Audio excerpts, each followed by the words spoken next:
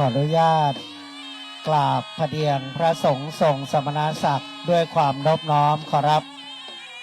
ซึ่งขณะนี้พระเดชพระคุณหลวงพ่อพระธรรมเสนาบดีได้กำลังขึ้นมายังบริเวณมณฑลพิธีครับเมื่อขบวนแห่หรือว่าขบวนฟ้อนรำถวายเป็นที่เรียบร้อยก็จะเข้าสู่ลำดับขั้นตอน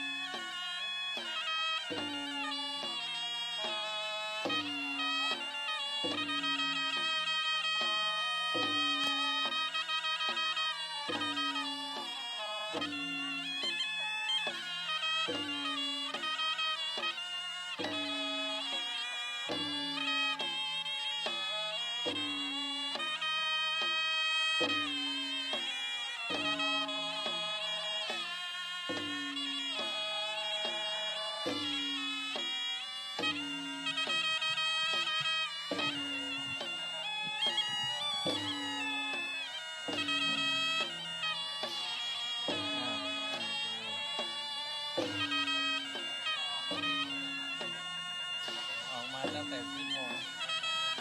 เห็นลำปางเป็นลำปาง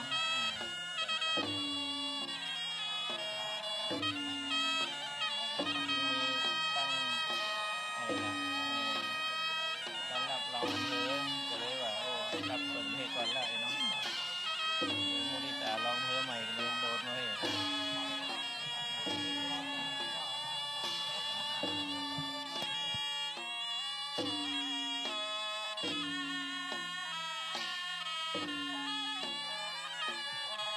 ครับขณะนี้คณะช่างฟ้อนจากอำเภอสันกำแพงนะครับได้ฟ้อนน้อมถวายเป็นพุทธบูชาเบื้องหน้าพระบรมธาตุดอยสุเทพเมื่อคณะช่างฟ้อนได้ลงเป็นที่เรียบร้อยเรียนเชิญนั่งลำดับเก้าอี้ด้านฝั่งขวาฝั่งซ้ายรับของที่ระลึกที่วางไว้ได้เลยนะครับและจะได้เข้าสู่พิธี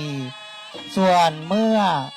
ประกอบพิธีแล้วถ้าจะมีขบวนแห่เพิ่มเติมหรือจะฟ้อนก็เรียนเชิญอีกคำรบหนึ่งนะครับเพราะตอนนี้เป็นเวลา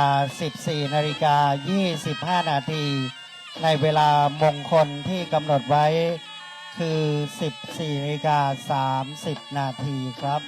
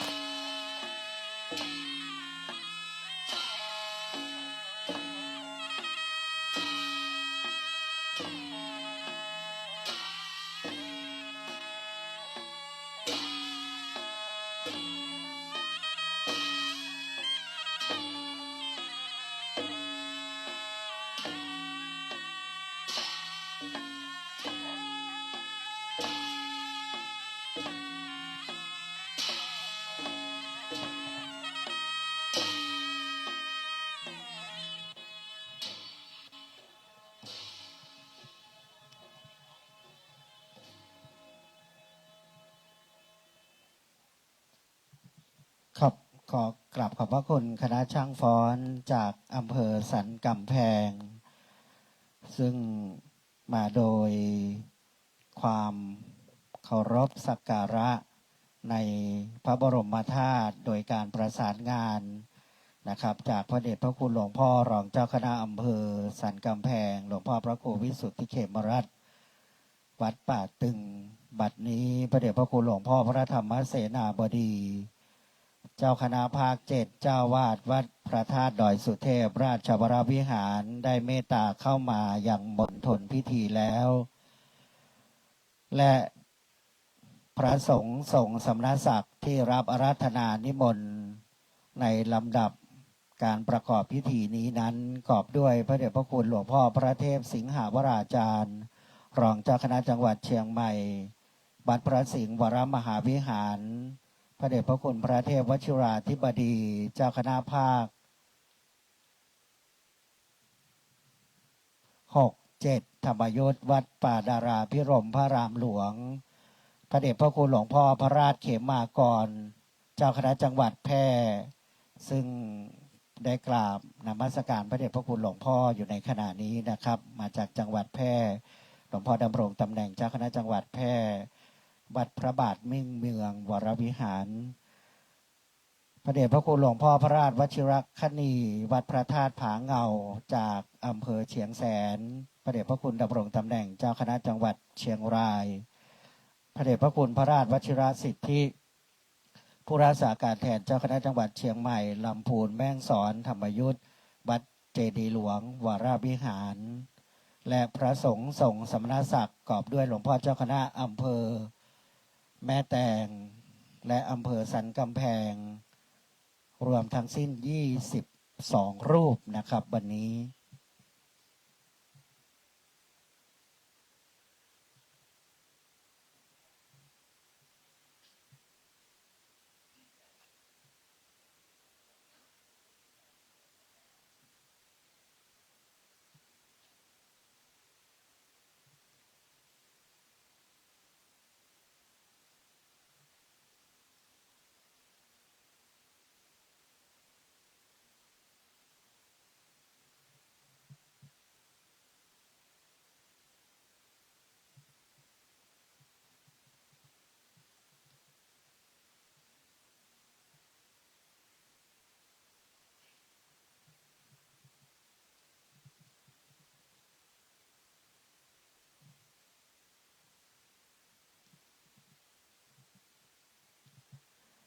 กราบนมัสการพระเดชพระคุณพระธรรมเสนาบดีเจ้าวาดวัดพระธาตุดอยสุเทพราชวรวิหารเจ้าคณะภาค7พระเดชพระคุณหลวงพ่อพระเทพสิงหาวราจารย์รองเจ้าคณะจังหวัดเชียงใหม่วัดพระสิงห์วรมหาวิหารพระเดชพระคุณหลวงพ่อพระเทพวชิราธิบดีเจ้าคณะภาค6-7ธรรมยุทธวัดป่าดาราพิรมพระรามหลวงพระเดชพระคุณหลวงพ่อพระราชเขมากรเจ้าวาดวัดพระบาทมิ่งเมืองวรวิหารเจ้าคณะจังหวัดแพร่พระเดชพระคุณหลวงพ่อพระราชวชิรคณีเจ้าคณะจังหวัดเชียงรายวัดพระธาตุผาเงาพระเดชพระคุณหลวงพ่อพระราชวชิรสิทธิ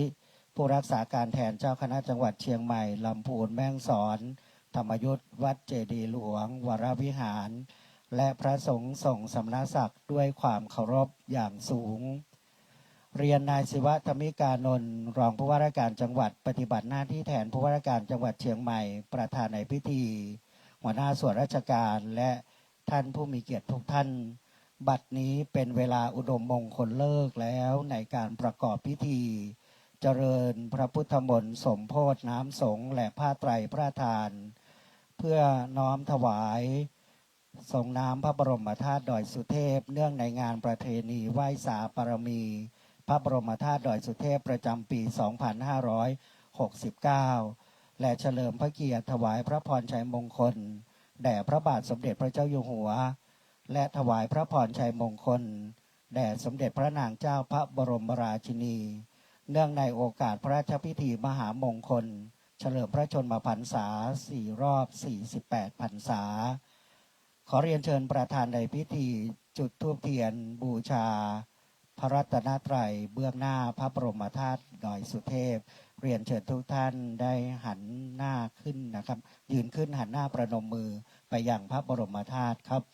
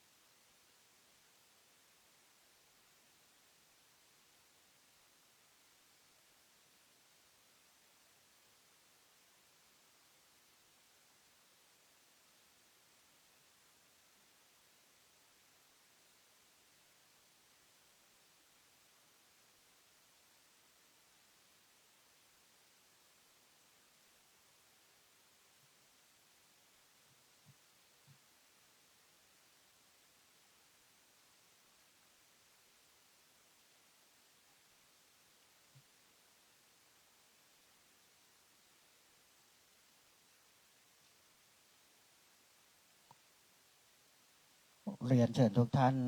ได้โปรดยืนขึ้นครับ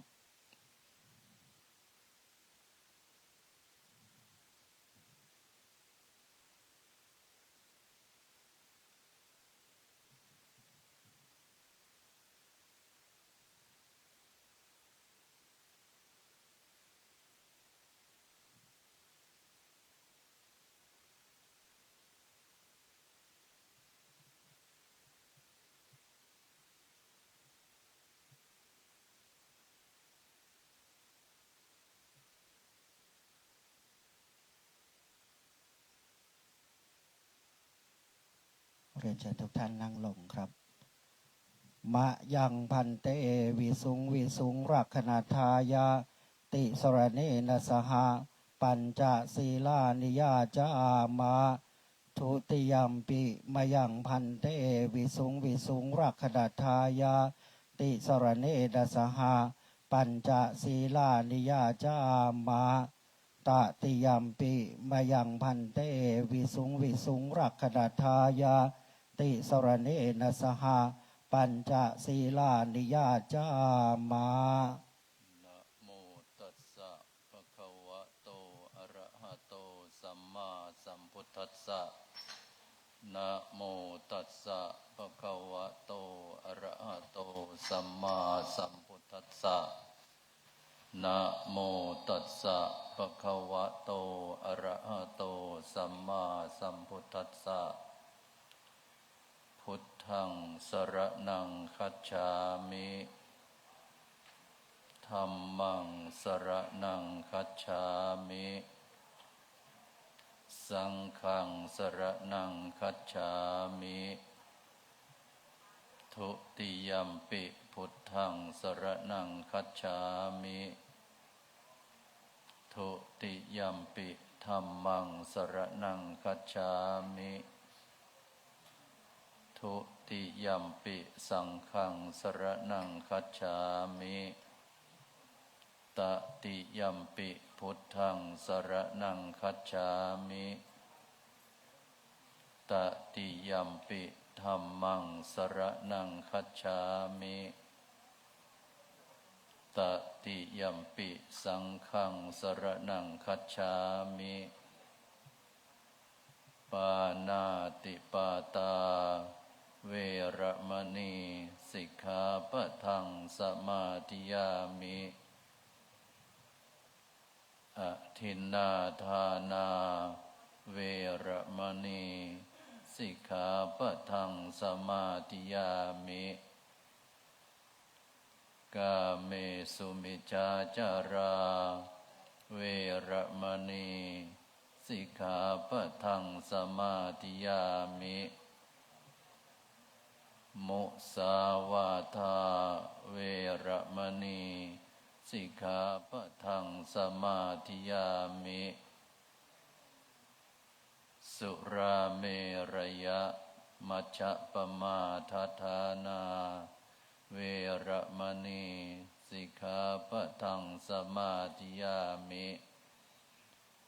อิมานิปัญจสิกขาปทานิสีเลนะสุขติงยันติสีเลนะโภคสัมปทาสีเลนะนิพุติงยันติตัสมาสีลังวิโสทะเยวิปติปฏิภาหายะสัพพสัมปติสิทธิยาสัพพทุกขวินาศายะปริตังพรูทะมังคลังวิปติปฏิภาหายะสัพพสัมปติสิทธิยาสัพพพยาวินาศายะปริตังพรูทะมังคลังวิปติปฏิภาหายะสัพพสัมปติสิทธิยาสัพพโรคะวินาศายะปริตังพรูทะมังคลังสรัชังสเสนังสพันธุงนรินทังปริตานุภาโวสัทธารคตุติสมันตาจักวาเรสุอัตราคัจฉันตุเทวตาสัทธมังมุนิราคัสสะสุนันตุสักขโมกขทังอริตัวนาเมตตาสมันตาภทันตาอวิกิตาจิตตาปริตังพนันตุ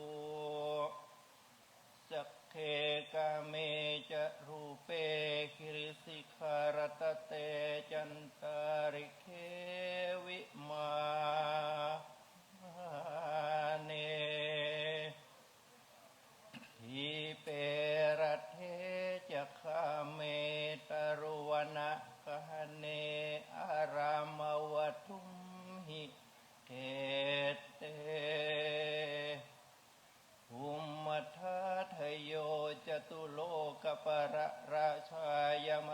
ชาอินโทเวสสุวรรณราชาอริยเมตไตรโยโพธิสัตตาวกาทโยอริยสาวกาจะปุถุชนกัลยาณาจาสัมมาทิฏฐิเยวะพุทเทปัสสนาธัมเมปัสสนาสังเขปัสสนาพุทเทจะสัคคารวาธัมเมสัคคารวาสังเขสัคคารวาอิโตทานโตยาวะปรัมปราอิมัสมิงสุจักวาเรสุเทวตา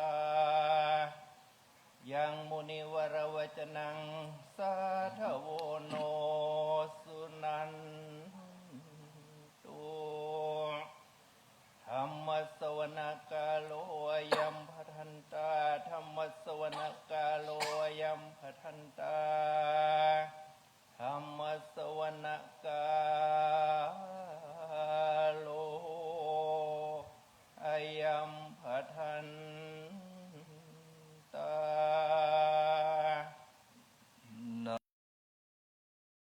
ภวะโตอะระหะโตสัมมาสัมพุทธัสสะนะโมตัสสะภะคะวะโตอะระหะโตสัมมาสัมพุทธัสสะนะโมตัสสะภะคะวะโตอะระหะโตสัมมาสัมพุทธัสสะพุทธังสรณังคัจฉามิธัมมังสรณังคัจฉามิสังฆังสรณังคัจฉามิตุติยัมปิพุทธังสรณังคัจฉามิตุติยัมปิธัมมังสรณังคัจฉามิตุติยัมปิสังฆังสรณังคัจฉามิตติยัมปิพุทธังสรณังคัจฉามิตติยัมปิธัมมังสรณังคัจฉามิตติยัมปิสังฆังสรณังคัจฉามิสัมพุทเทอัฏฐวิสัญจทวาทสัญจสหัสสะเกปัญจสัตตสหัสสะนินามามิสิรัสสะอังเตสังธัมมัญจสังฆัญจาทะเรนะนะมามิหังนามาการานุภาเวนะอันตัวสัพเพอุปัฏฐเวอเนกาอันตรายานัสสตุอาเสสะโตสัมพุทเทปัญจปัญญาสัญจจตุวิสติสหัสสะเกทัสสะสัตตะสหัสสะนินามามิสิรัสสะอังเตสังธัมมัญจสังฆัญจา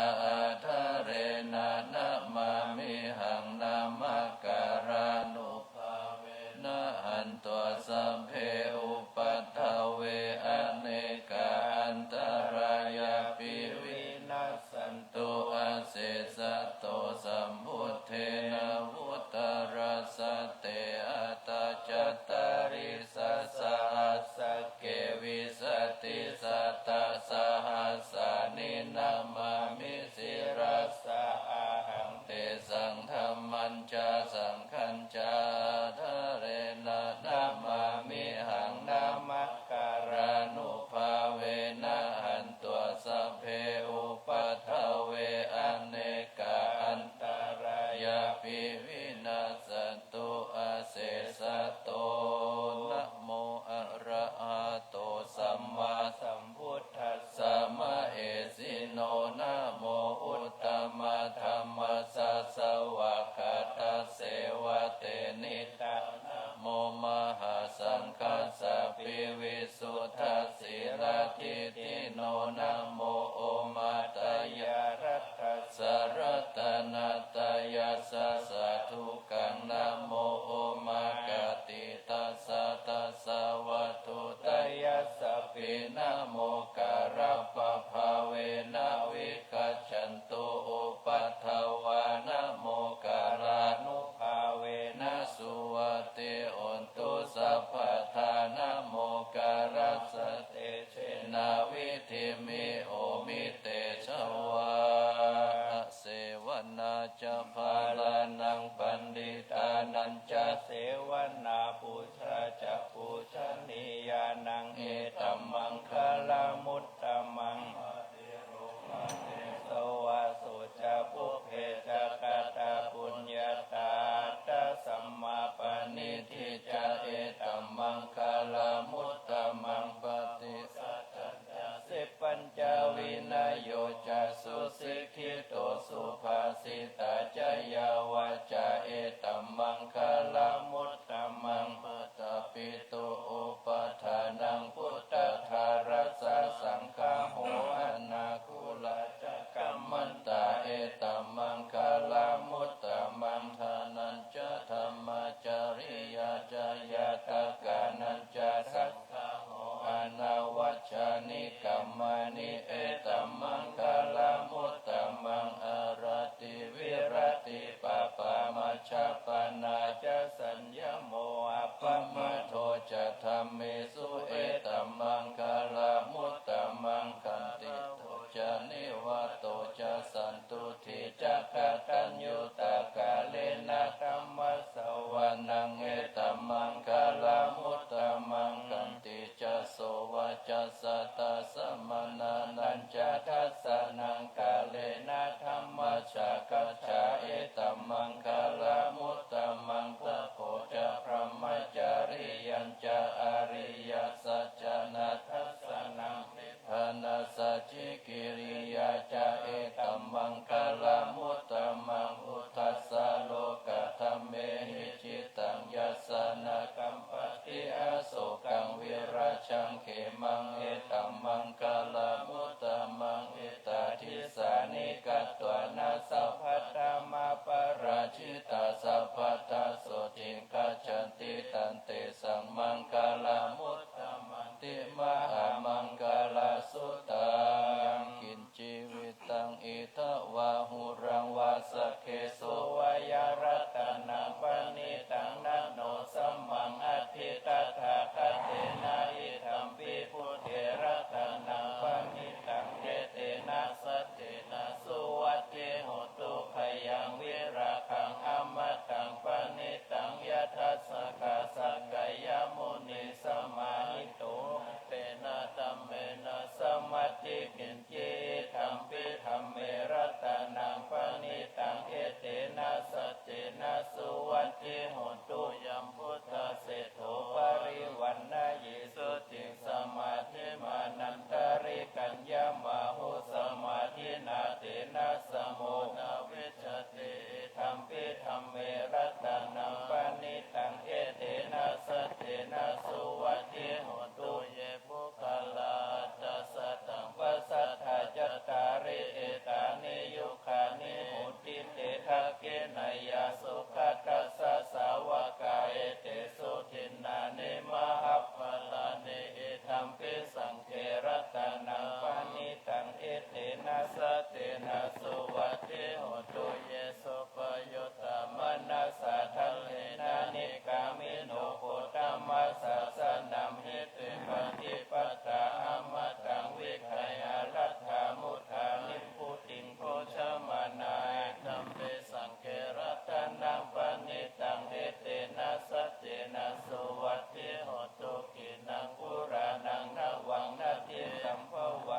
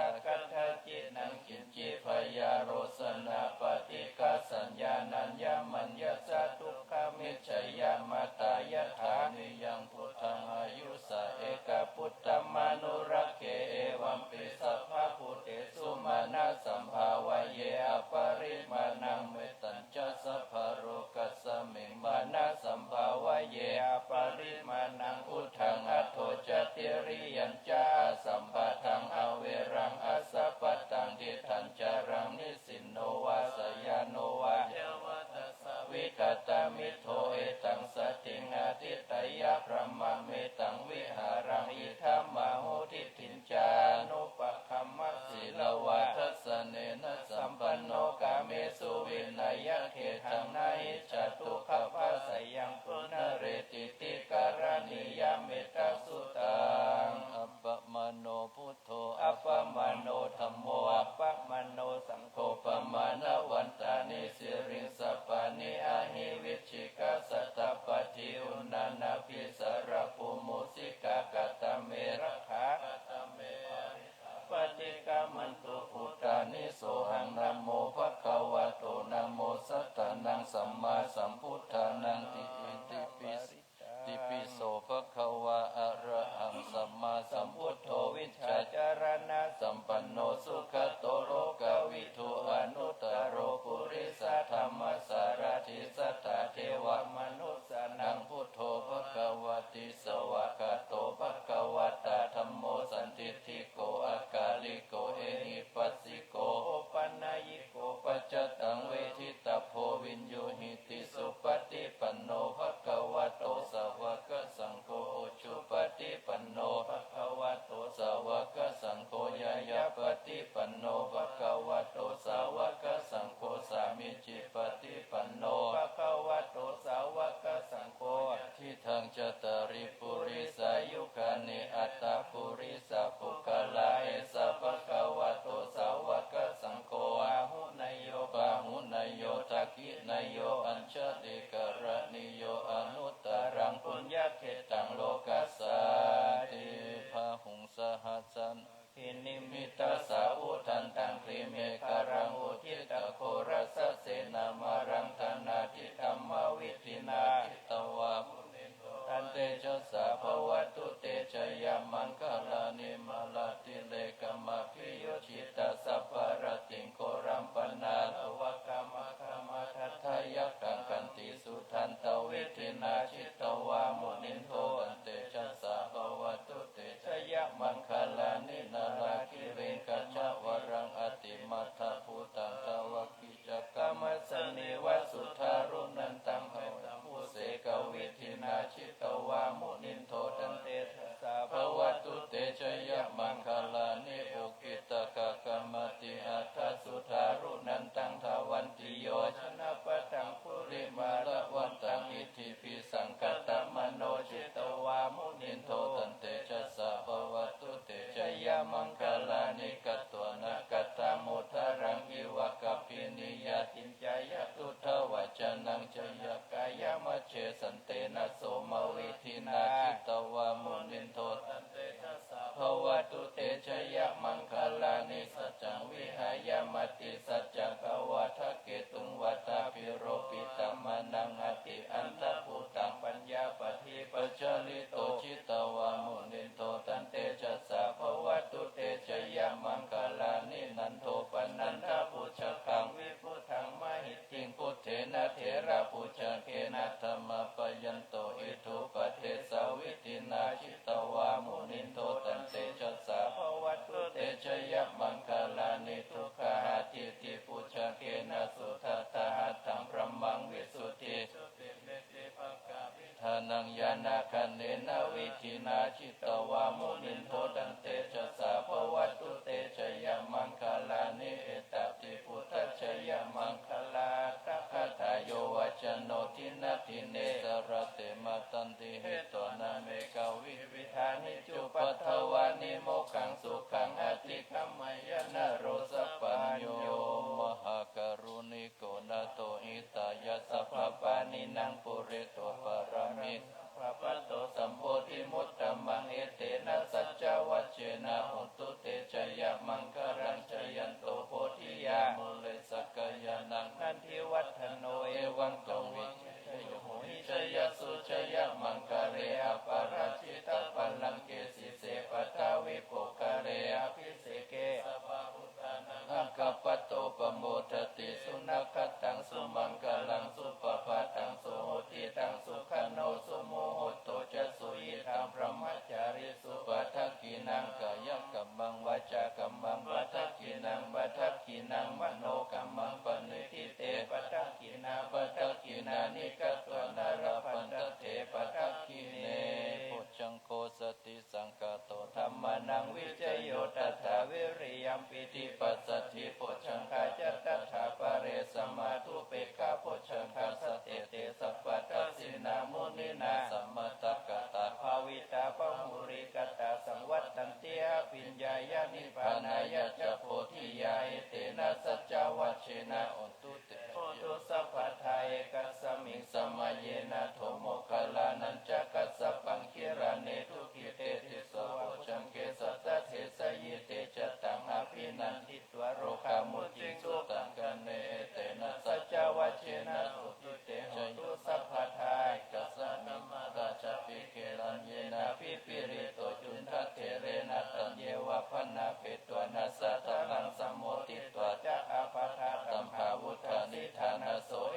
นะสัจวัชเชนะโสทิเตโหตุสัพพทายตินะเตจะอาปาตาตินันนัมปิมเหสินังมะกาหตกิเลสาวะปัตตานุปติธรรมตังเอเตนะสัจวัชเชนะโสทิเตโหตุสัพพทา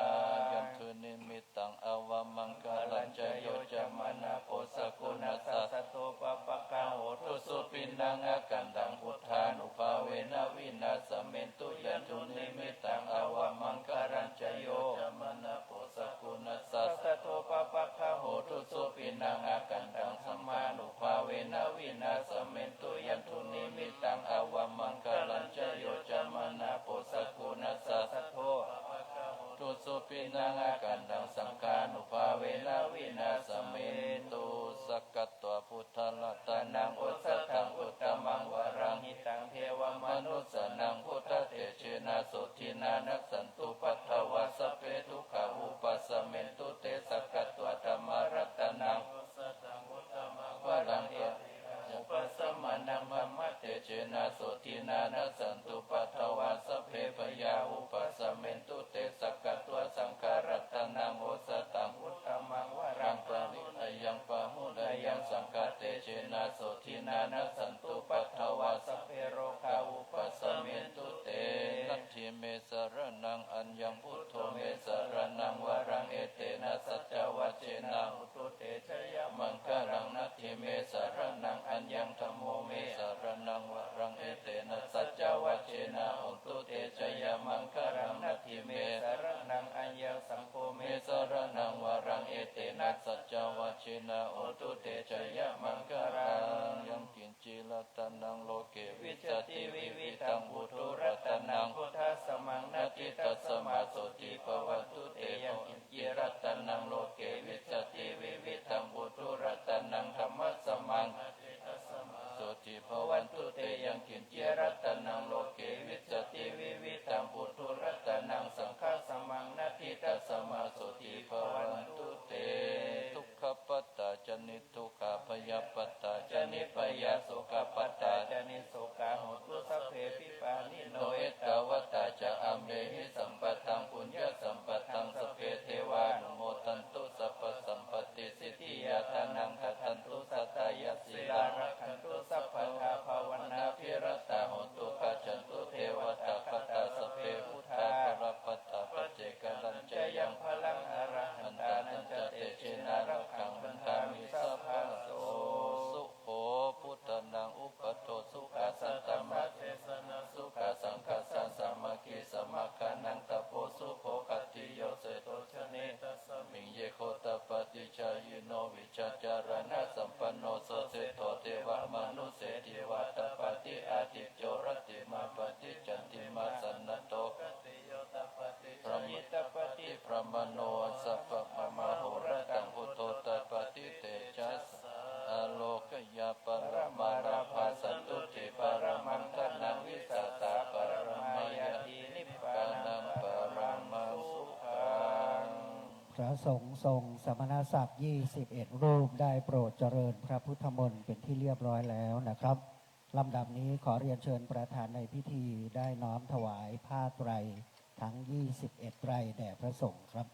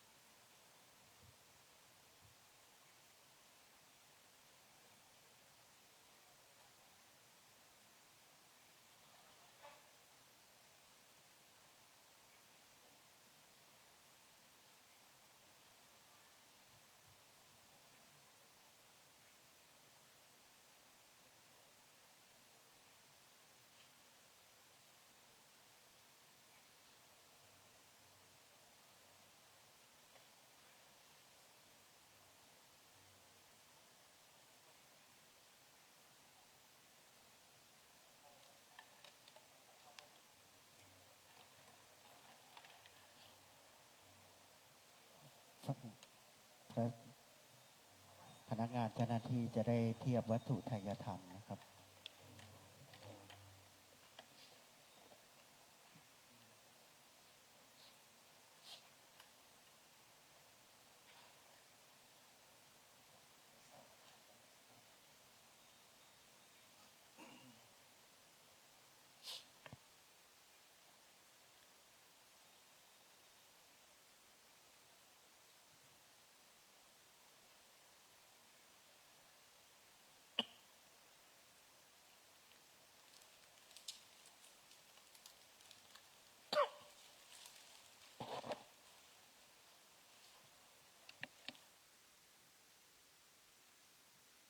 ลำดับนี้จะเป็นการน้อมถวายวัตถุไทยธรรมขอเรียนเชิญท่านที่มีรายนามทั้ง20ท่านดังนี้นะครับจะได้น้อมถวายโดย10ท่านจะประจำด้านหน้าพระสงฆ์ในพระวิหารนี้นะครับอีก10ท่านจะที่ด้านหลังนะครับขอเรียนเชิญนายศิวะธมิการนนท์รองผู้ว่าราชการจังหวัดเชียงใหม่ปฏิบัติหน้าที่แทนผู้ว่าราชการจังหวัดเชียงใหม่ประธานในพิธีท่านที่2เรียนเชิญนางวิริยาแสนศรีธมิการนนท์รองนายกเหล่ากาชาติจังหวัดเชียงใหม่ขอเรียนเชิญนางกรวรรณสุมมาศท่านวัฒนธรรมจังหวัดเชียงใหม่เรียนเชิญนางรุ่งรัตน์มณีโชติท่านจัดหางานจังหวัดเชียงใหม่เรียนเชิญนางสาวระนพพันธ์กัปปิไถหัวหน้าสำนักงานหนังสือเดินทางจังหวัดเชียงใหม่นายสุรสิทธิ์เทียมทิพย์รองนายแพทย์สาธารณสุขจังหวัดเชียงใหม่นางสาวบนวันทัพพิงแกผู้อำนวยการกลุ่มยุทธศาสตร์และแผนงานสำนักงานวัฒนธรรมจังหวัดเชียงใหม่นางสาวสุรินาสมนึกผู้อำนวยการกลุ่มอำนวยการสำนักงานพระพุทธศาสนาจังหวัดเชียงใหม่นางสาวดารุณีเมฆสุวรรณผู้อำนวยการกลุ่มแผนงานและเครือข่ายการประชาสัมพันธ์สำนักงานประชาสัมพันธ์จังหวัดเชียงใหม่นางวัฒนาโผโชติเจ้าพนักงานการเงินสำนักงานประชาสัมพันธ์จังหวัดเชียงใหม่เรียนเชิญนางสาวรัชนกนุชพวงท่านทันตแพทย์ชำนาญการพิเศษนางสาวสิริลักษณ์อนุหวันจากสำนักงานสาธารณสุขจังหวัดเชียงใหม่นายธีรศักดิ์ศรีวิชัยสำนักงานสาธารณสุขจังหวัดเชียงใหม่นางสาวนัทลิตาเชื้อเมืองพานสำนักงานสาธารณสุขจังหวัดเชียงใหม่นายพิเชษฐ์ตันตินามชัยนักวิชาการวัฒนธรรมชำนาญการนายณัฐรุตเทพฉายโตจากสำนักงานจังหวัดเชียงใหม่นางสาวธัญพรสุขมิลินสำนักงานหนังสือเดินทางจังหวัดเชียงใหม่นายจิรวัตรกิติธนะจากสำนักงานจัดหางานจังหวัดเชียงใหม่นางสาวอัจฉริยะปัญญาคงและนางธิตารัตน์ก่อนกิตติพัฒน์เรียนเชิญทั้ง20ท่านโดยลำดับที่11ตั้งแต่ท่านรัชนกนุชพ่วงนะครับจะอยู่ด้านหลังนะครับตรงฝั่งด้านหลังนะครับ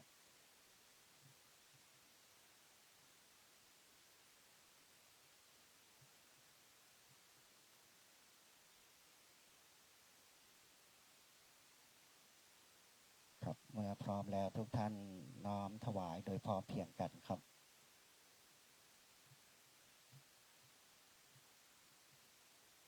เมื่อทุกท่านทั้งภายในและด้านฝั่งข้างนอกนะครับน้อมถวายแล้วเชิญทุกท่านประจำลำดับเก้าอี้ที่นั่ง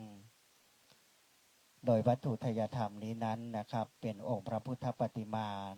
พระนามว่าพระรอดสุเทวฤาษีที่พระเดชพระคุณหลวงพ่อได้ให้ทุกท่านน้อมถวายแทนนะครับในนามวัดพระธาตุดอยสุเทพบัดนี้พระสงฆ์ทั้งนั้นจะได้ตั้งอนุโมทนาวิธีพระเดชพระคุณหลวงพ่อพระธรรมเสนาบดีจะได้ถวายอดิเรกและถวายพระพรตามลำดับครับ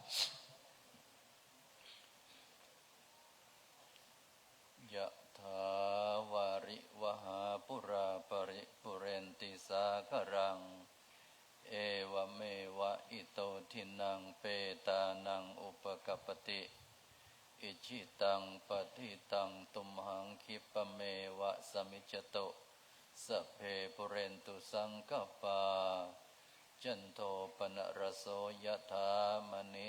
โชติระโสยะถาโยวิวัชชันตุสัพพะโรโควินาศตุมาเตภวัตวั ทิกายุโกภวสัพพิติโยวิวัชชันตุสัพพะโรโควินาศตุมาเตภวัตวันตรายโยสุขีทีกายุโกภวะอภิติโยวิวัชชันตุสัพพะโรโควินาศตุมาเตภวัตวันตรายโยสุขีทีกายุโกภวะอภิวาทนาสิลิสนิจจังวุธาปจายโนจัตตารโอธรรมาวัฏันติอายุวันโนสุขังภาลังโสอัตถลัทโธสุขิโตวิรุณโหพุทธัสสะสะเนอโรโคสุขิโตโหหิสาสะเพหิยาติภิโสอัตถลัทโธสุขิโตวิรุณโหพุทธัสสะสะเนอโรโคสุขิโตโหหิสาสะเพหิยาติภิโสอัตถลัทโธสุขิโตวิรุณโหพุทธัสสะสะเนอโรโคสุขิโตโหหิสาสะเพหิยาติภิ อติเลกะวะสสตังชีวตุอติเลกะวะสสตังชีวตุอติเลกะวะสสตังชีวตุทีคายุโกโหตุอโลโกโหตุทีคายุโกโหตุอโลโกโหตุสุขิโตโหตุปรเมนทรมหาราชาสิทธิกิจจังสิทธิกัมมังสิทธิลาโภชยโยนิจังปรเมนทรมหาราชาวรสาภวตุสัพพทาขอถวายพระพร ภวตุสัพพมังคลังราคันตุสัพพเทวตาสัพพพุทธานุภาเวนัสสทธาโสทิภวันตุเตภวตุสัพพมังคลังราคันตุสัพพเทวตาสัพพธรรมานุภาเวนัสสทธาโสทิภวันตุเตภวตุสัพพมังคลังราคันตุสัพพเทวตาสัพพสังฆานุภาเวนัสสทธาโสทิภวันตุเต ในลำดับท้ายพิธีนี้ขอเรียนเชิญท่านประธานในพิธีกราบพระรัตนตรัยถวายความเคารพพระบรมฉายาลักษณ์พระบาทสมเด็จพระเจ้าอยู่หัว และกราบพระเดชพระคุณหลวงพ่อพระธรรมเสนาบดีตามลำดับขอเรียนเชิญครับ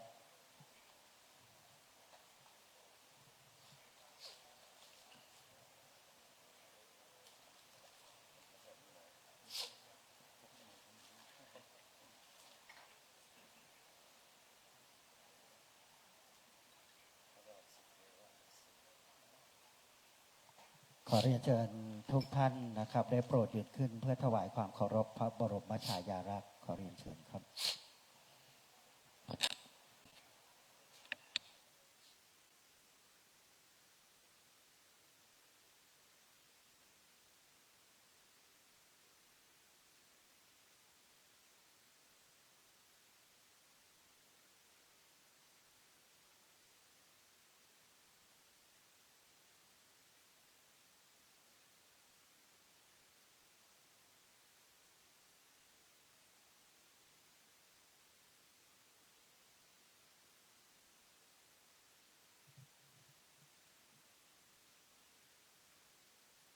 ขอกราบขอบพระคุณพระสงฆ์ทรงสมณศักดิ์ทั้ง20รูปภายในพระวิหารนะครับเรียนเชิญหัวหน้าส่วนราชการรับมงคลที่ระลึกจากพระเดชพระคุณหลวงพ่อและการนี้นะครับท่านอาจารย์เจ้าคุณพระสิทธิวชิรานุกูลจะได้นำพาท่านประธานในพิธีส่วนราชการภายในนี้ไปถวายน้ำสงฆ์พระบรมธาตุนะครับและจะมีขบวนแห่นะครับและก็มีการกล่าวคำถวายบูชาพระบรมธาตุในช่วงลำดับท้ายด้วยนะครับขอเรียนเชิญครับท่านประธานในพิธีครับขอเรียนเชิญท่านประธานในพิธีครับในการนี้พระเดชพระคุณหลวงพ่อจะเมตตานะครับนำพาญาติโยมเราทุกคนได้ถวายน้ำสงฆ์นะครับขอกราบขอบพระคุณพระสงฆ์ทรงสมณศักดิ์ขอรับทั้ง20รูป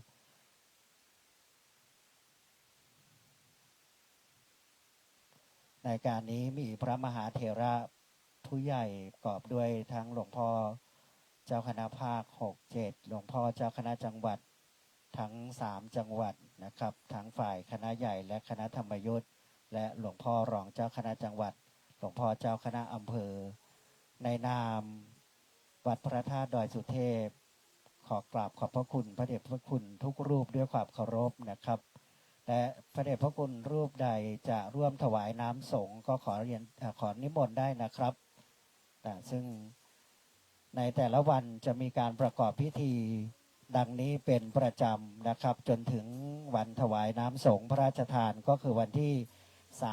31ซึ่ง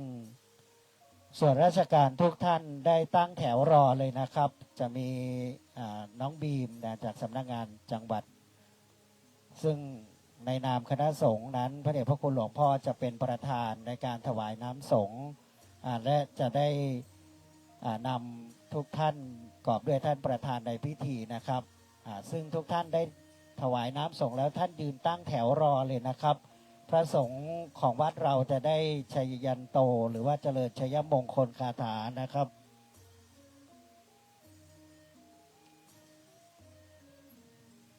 ในขบวนแห่นะครับเมื่อพระคุณท่านชัยยันโตหรือว่าเจริญชัยมงคลคาถาแล้วขบวนแห่ก็แห่ขึ้นมาเลยนะครับ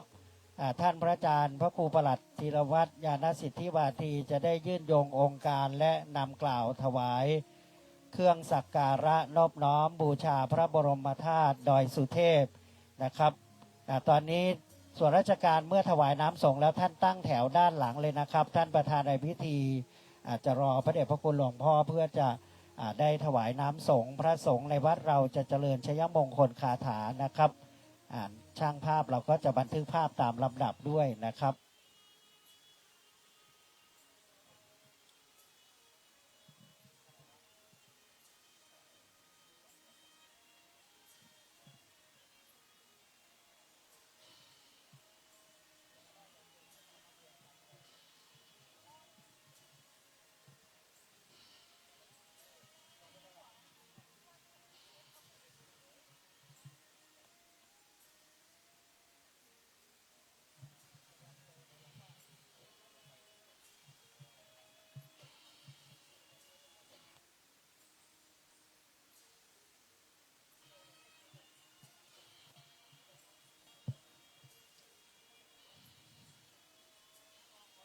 บัดนี้ได้โอกาสเป็นมงคลจะได้ร่วมกันส่งน้ำพระบรมธาตุเจ้าดอยสุเทพ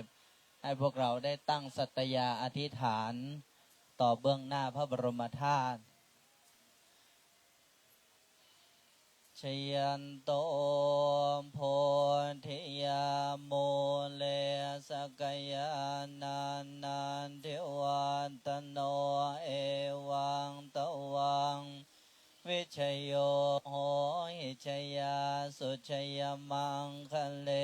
อปราชิตปันลังเกสิเสปันดาวิโปคะเลงอภิเสเกสัพพพุทธานังอาคาปันโตปโมทติสุนังคาตังสุมังคะลังสุปภาตังสุโหติสุขโนช สุโมโหโตจะสุเยทังพระมจาริสุปัฏฐาขินังกายกรรมังวาจากรรมังปัฏฐาขินังปัฏฐาขินังมโนกรรมังปณิทิเตปัฏฐาขินาปัฏฐาขินานิกตวานรพันตเทปะทักขิเน สาธุอนุโมทนาท่านทั้งหลาย ได้ร่วมกันส่งน้ำพระบรมธาตุดอยสุเทพ จากนี้ไปจนถึงวันที่ 31 พฤษภาคมซึ่งเป็นวันวิสาขบูชา ขออนุโมทนากับผู้ใหญ่ใจดีทุกท่าน ท่านศิวะตลอดจนถึงคณะท่านทั้งหลายโชคดี มีชัยเดินทางปลอดภัยทุกคนทุกท่าน